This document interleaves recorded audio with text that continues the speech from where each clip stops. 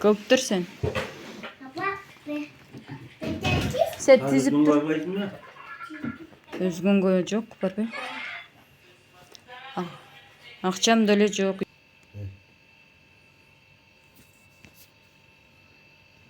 Zeytin de var ama şey. Mehmet'e de istersen.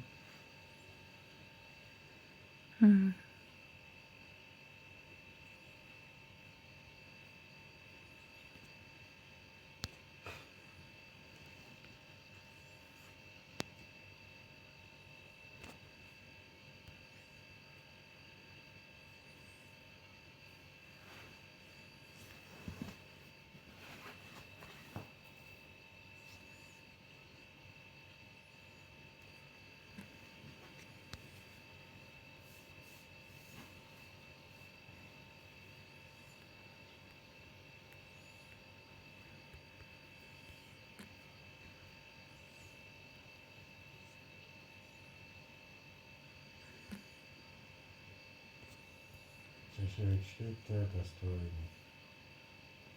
Şimdi Hı? testosterone de şöyle şuraya ekledim inşallah.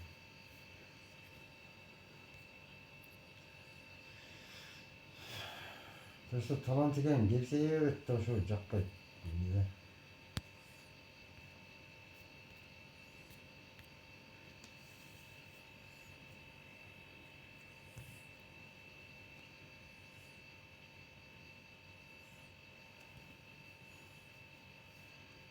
Şimdi mi?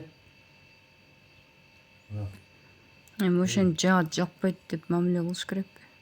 Просто iyi bunlar canında kısılıp durup diyor da şaşırdım şimdi. Allah basket kolaylaştırıyor lazım. Niye yedirdiniz? Ha sözlü.